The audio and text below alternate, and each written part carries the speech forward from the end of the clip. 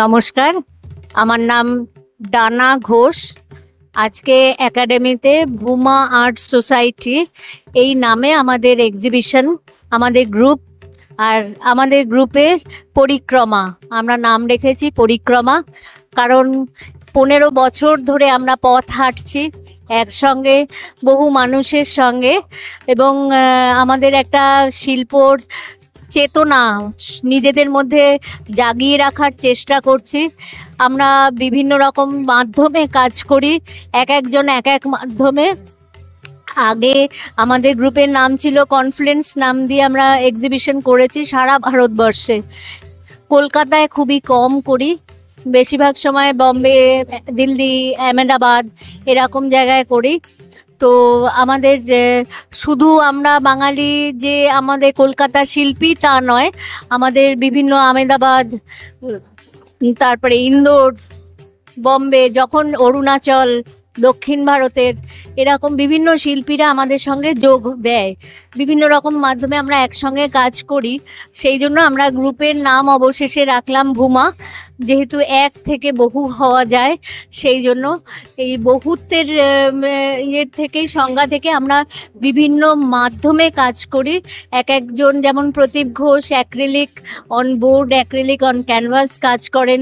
তারপরে আমাদের সঙ্গে রয়েছে ভরত দাস, সে দুবার ন্যাশনাল পেয়েছে এবং তার কাজটা অনবদ্য। সে সব রকম মিডিয়ামে, acrylic, pen and ink, on board সব মাধ্যমে কাজ করেন। আচ্ছা, তারপরে সুমিত্রা দত্ত চৌধুরী, তিনি মূলত ইন্ডিয়ান পেন্টিংয়েই বেশি পারদর্শী, কিন্তু সেই ছক ভেঙে, প্রথাগত ছক ভেঙে তার নিজস্ব একটা শিল্প মাধুর্য, শিল্প সৌন্দর্য তৈরি করেছেন। এরপরে হচ্ছে আমার কাজ রয়েছে ডানা ঘোষ। আমি পেন অ্যান্ড ইঙ্কের ওপর, pen and ink on canvas করি। সাধারণত এই মিডিয়ামে কেউ কাজ করে না, খুব কম হয়তো করেছে। Pen and ink only white ক্যানভাসের ওপর ব্ল্যাক বা ব্রাউন পেন দিয়ে কাজ, এবং আমার প্রকৃতির ওপরেই নিবেদিত সমস্ত কাজ। আচ্ছা, এরপরে রয়েছে প্রকাশের কাজ হচ্ছে গিয়ে অ্যাক্রিলিকের ওপর এবং বিভিন্ন মিডিয়ামে নানা রকমভাবে এক্সপেরিমেন্ট করে, এবং বর্তমান সমাজ, তার চারপাশ, এই সবের ওপরেই তার কনসেন্ট্রেশন থাকে। তারপরে রয়েছে আমাদের সন্দীপ দাস। সন্দীপের কাজের একটা বিশেষ, তার দক্ষতা, তার আঁকার হাতের স্কিল একটা অনবদ্য জায়গায় পৌঁছেছে। বিশেষ করে pen and ink drawing on paper অসাধারণ শিল্প মাধুর্য সৃষ্টি করেছে তার। এরপরে আসছে অনেক ছোট আমাদের থেকে শুভেন্দু চক্রবর্তী।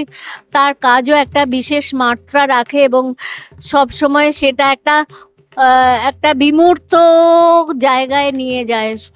একটা প্রকৃতির মধ্যে প্রকৃতি, আবার বিমূর্ত, সব নিয়ে খেলা করে। এবার সব থেকে বড় আকর্ষণ আমার মনে হয় আমাদের পাওয়া, সেটা হচ্ছে আমাদের এক ভাই স্বর্ণেন্দু সরকার। তার ফটোগ্রাফি অনেকটা পেন্টিংয়ের মতো। আমি দেখছি তার ছবির সামনে বিশাল ভিড়, সবসময় ভিড় হয়ে থাকতে, এবং সবাই অবাক হয়ে থাকছে, বাবা এটাও পেন্টিং না, এটা ফটোগ্রাফি।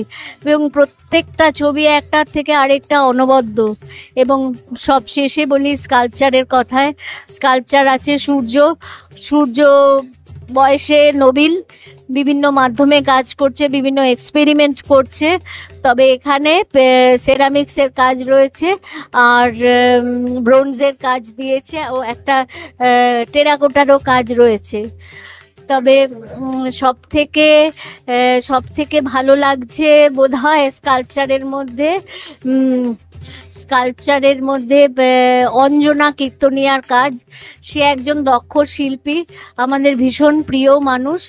সে এত সুন্দর তার সেরামিক্সের কাজ, তারপরে উডের কাজ, একটা ব্রোঞ্জের কাজ রয়েছে, ওর কাছে কাজের পাহাড় রয়েছে। এবং ও শুধু এটা বলছে যে ওর দেখাবার মতো সময় নেই। এত বড় একটা এক্সিবিশন করা হলো ওর ইয়েতে, যে যাতে ও একা ফ্লোরটা সুন্দরভাবে ব্যবহার করে। এবং সত্যি ফ্লোরের মধ্যে এই যে মাছের মতো করে স্কাল্পচার করা রয়েছে, এটা আমরা আগে কখনো কোথাও দেখেছি কিনা জানি না। তারপরে নানা রকম অতি সূক্ষ্ম জিনিস ওর মধ্যে ধরা পড়েছে।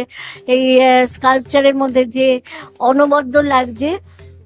তো এই হচ্ছে আমাদের গ্রুপের কাজ। আমরা একসঙ্গে 15 বছর ধরে পথ হাঁটছি, মনে যেন আরো বহু বছর ধরে পথ হাঁটতে পারি। হাঁটতে হাঁটতে মাঝে মাঝে আমরা একসঙ্গে বসি, আমরা ওয়ার্কশপ করি, আমরা গল্প করি। এর মধ্যে দিয়ে অনেক বাদানুবাদ হয়, অনেক কিছু আলোচনা, অনেক কিছু উঠে আসে।